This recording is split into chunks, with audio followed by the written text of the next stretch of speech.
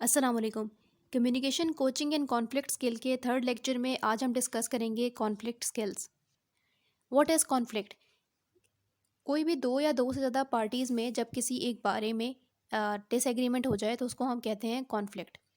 अब कॉन्फ्लिक्ट जो है उसके डिफरेंट वजूहात हो सकती हैं कि किस वजह से कॉन्फ्लिक्ट हुआ है।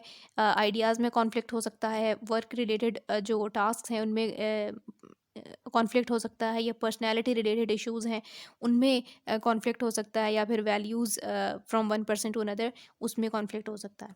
अब जो लीडर होता है उसका ये काम होता है कि वो जित कोई भी कॉन्फ्लिक्ट जो है वो अराइज़ होता है तो उसको वो अच्छी तरह रिज़ॉल्व कराए। अब हमारे पास 2 स्कूल ऑफ थॉट्स आते हैं। एक स्कूल ऑफ थॉट कहता है कि कॉन्फ्लिक्ट जो है वो अच्छा होता है ऑर्गेनाइज़ेशन के लिए, और दूसरा स्कूल ऑफ थॉट कहता है कि ये ईवल होता है, बुरा होता है फॉर द ऑर्गेनाइज़ेशंस। अब ऑर्गेनाइजेशन जो है वो डिफरेंट वजह से होते हैं। In the differences in values, beliefs and goals में आपको कॉन्फ्लिक्ट्स आ जाते हैं, और फिर वर्क रिलेटेड कॉन्फ्लिक्ट जिसमें आप डिफरेंट रिसोर्सेज और रिवॉर्ड्स के लिए compete करते हैं, और जो लीडर है वो ऑर्गेनाइजेशन के गोल्स और विजन के मुताबिक इन कॉन्फ्लिक्ट को रिजॉल्व करने में हेल्प आउट करता है एम्प्लॉयज़ की। जैसे हमने पहले डिस्कस किया कि जो कॉन्फ्लिक्ट्स होते हैं वो 2 टाइप्स के होते हैं, ऑर्गेनाइजेशनल और पर्सनल, वर्क रिलेटेड या फिर पर्सनल। अब जो पर्सनल कॉन्फ्लिक्ट्स होते हैं ये जब स्टार्ट होते हैं तो इससे बढ़ते-बढ़ते ऑर्गेनाइजेशनल जो कॉन्फ्लिक्ट्स हैं वो अराइज़ होना शुरू कर देते हैं, और पर्सनल कॉन्फ्लिक्ट्स जो हैं उनको रिज़ॉल्व करना मुश्किल होता है एज़ कम्पेयर टू ऑर्गेनाइजेशनल। जब आहिस्ता-आहिस्ता ये कॉन्फ्लिक्ट जो हैं वो बढ़ते रहते हैं तो ये एक इंस्टीट्यूशनलाइज़ हो जाते हैं, मतलब कि ऑर्गेनाइजेशन के अंदर एम्बेड होना शुरू हो जाते हैं, और हर चीज़ में लोग जो है वो कॉन्फ्लिक्ट करना स्टार्ट कर देते हैं। और जब इतना ज़्यादा कॉन्फ्लिक्ट हो जाता है तो लोगों के ज़हन में जो मेन रीज़न होती है कॉन्फ्लिक्ट की वो निकल जाती है, और वो मज़ीद कॉन्फ्लिक्ट से कॉन्फ्लिक्ट, बात-बात पे कॉन्फ्लिक्ट स्टार्ट हो जाता है। नेक्स्ट आता है कि इसके पॉजिटिव इफ़ेक्ट्स क्या हो सकते हैं, पॉसिबल पॉजिटिव इफ़ेक्ट्स कॉन्फ्लिक्ट के क्या हैं।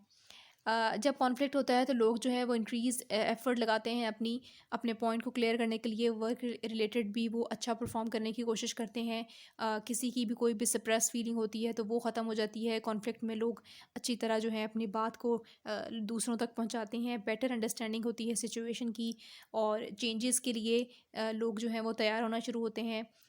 डिसीजन मेकिंग बेटर होती है, और जो सरफेस इश्यूज़ होते हैं वो रिज़ॉल्व होते हैं, और क्रिटिकल थिंकिंग लोगों की वो ज़्यादा स्टिमुलेट होती है।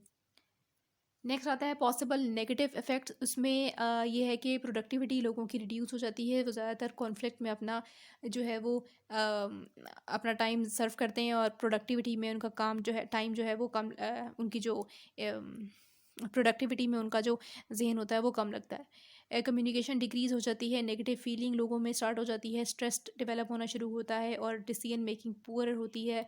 पिछले में हमने डिस्कस किया कि डिसीजन मेकिंग जो है वो बेटर होती है, इट डिपेंड, और इसमें हम कह रहे हैं कि नेगेटिव इफेक्ट में कि डिसीजन मेकिंग पुअर होती है। ये डिपेंड करता है सिचुएशन टू सिचुएशन, के बाज़ औक़ात जब कॉन्फ्लिक्ट अराइज होते हैं तो वो डिसीजन मेकिंग अच्छी हो जाती है, लेकिन इन द अदर केसेस जब कॉन्फ्लिक्ट अराइज होते हैं तो डिसीजन मेकिंग पुअर होती जाती है। कॉपरेशन जो है वो डिक्रीज़ हो जाती है, और पॉलिटिकल बैक स्टैबिंग स्टार्ट होती है, मतलब कि जैसे ही कॉन्फ्लिक्ट अराइज होना शुरू होते हैं तो उसके साथ पॉलिटिक्स ऑर्गेनाइजेशन में स्टार्ट हो जाती है।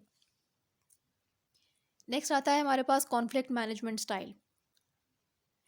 अब कॉन्फ्लिक्ट मैनेजमेंट स्टाइल में हमारे पास एक्स एक्सिस पे है कंसर्न फॉर अदर्स नीड, और वाई एक्सिस पे है कंसर्न फॉर ओन नीड्स। इस सिचुएशन में जब कंसर्न फॉर अदर नीड भी लो हो और कंसर्न फॉर ओन नीड भी लो हो तो लोग क्या करते हैं, ऐसी प्रॉब्लम को अवॉइड करते हैं, क्योंकि किसी की भी ज़्यादा कंसर्न नहीं होता, किसी की ज़्यादा नीड नहीं होती, तो ऐसी सिचुएशन को अवॉइड करते हैं। और इसमें पैसिव वे है एक, इसमें लोग कहते हैं कि यू लूज़ एंड आई लू। इसमें दोनों पार्टीज जो हैं वो लूज़ की तरफ जाती हैं, कि दोनों इस पर ज़्यादा बात नहीं करती, ज़्यादा इसको डिस्कस नहीं करती।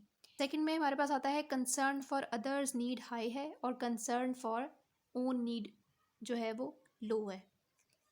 ऐसी सिचुएशन में जब अदर दूसरे पार्टी की जो नीड है वो ज़्यादा हो, और आपकी नीड जो आपको इतनी ज़रूरत ना हो, आपके कोई इंटरेस्ट ना हो उस चीज़ में, तो उसको कहते हैं अकोमोडेटिंग कॉन्फ्लिक्ट मैनेजमेंट स्टाइल।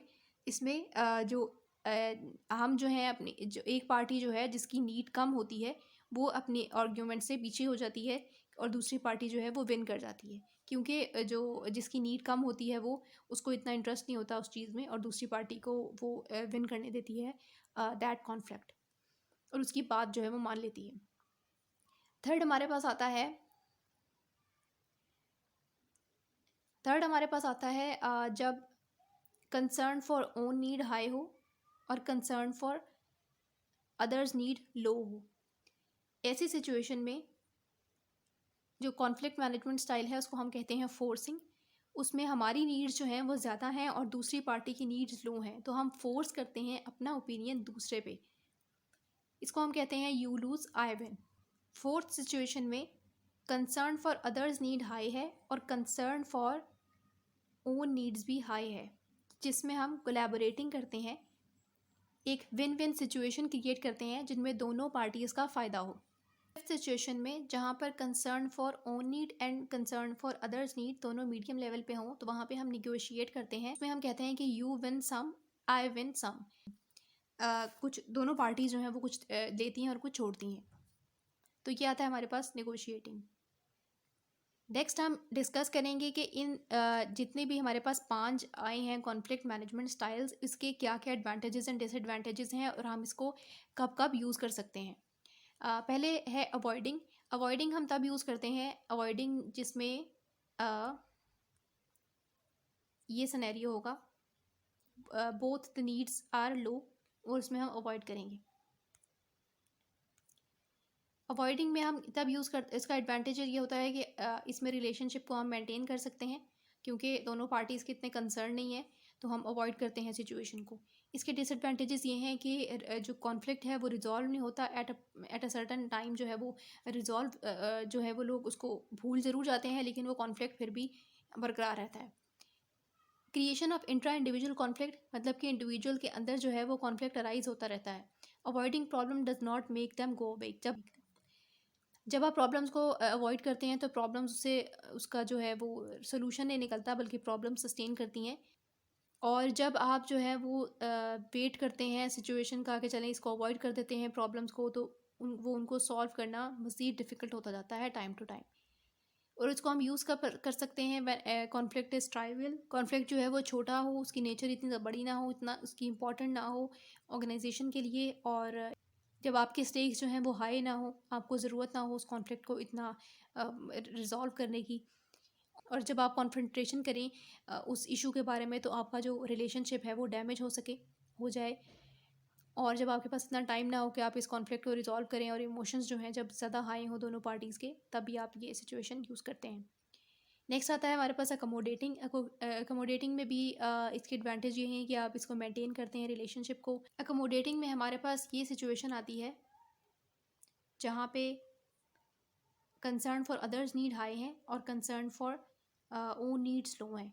जो बंदा अकोमोडेटर होता है तो लोग उसका फ़ायदा उठाते रहते हैं ऑर्गेनाइजेशन के अंदर, और इसको आप यूज़ तब करते हैं जब आप फॉलोवर हो, जब आपके लिए चेंज इंपॉर्टेंट ना हो, और जब आपके पास टाइम जो है वो लिमिटेड हो। नेक्स्ट आता है फोर्सिंग। फोर्सिंग में ये सिचुएशन थी जब आपके पास concern for own needs high है और concern for others need low हैं।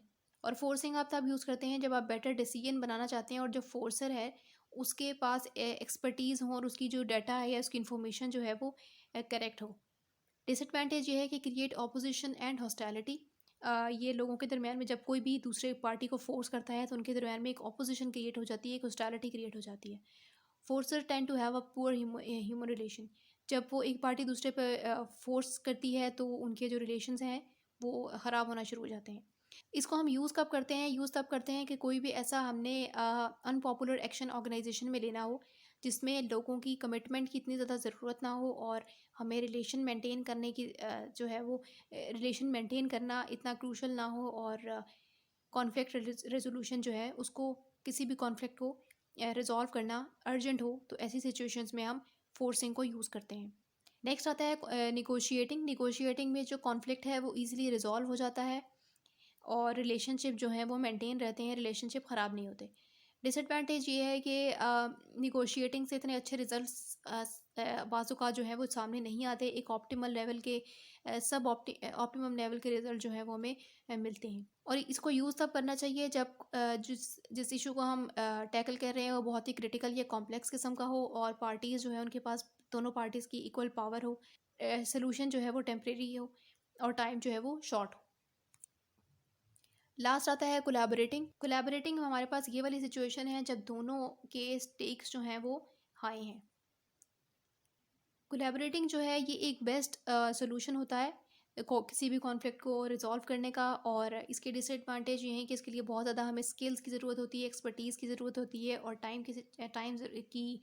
जब हमारे पास लिमिटेड टाइम ना हो, टाइम काफ़ी हो ताकि हम विन विन सिचुएशन जो है इसको क्रिएट कर सकें। और हम इसको यूज़ तब करते हैं जब हम किसी इंपॉर्टेंट इशू को रिजॉल्व कर रहे हैं और जब लोग जो हैं वो अपने सेल्फ इंटरेस्ट से बढ़कर ऑर्गेनाइजेशन के गोल्स पे फोकस कर रहे हो और जब रिलेशनशिप को मेंटेन करना बहुत इंपॉर्टेंट हो, टाइम अवेलेबल हो और जब लोग जो हैं वो इक्वल पोजीशंस के इन्वॉल्व हो इस कॉन्फ्लिक्ट में, तब हम यूज़ करते हैं कोलैबोरेटिंग। यहाँ पर चैप्टर एंड होता है और इसके बारे में कोई भी क्वेश्चन हो तो आप कमेंट्स में पूछ सकते हैं। नेक्स्ट वीडियो तक के लिए अल्लाह हाफ़िज़।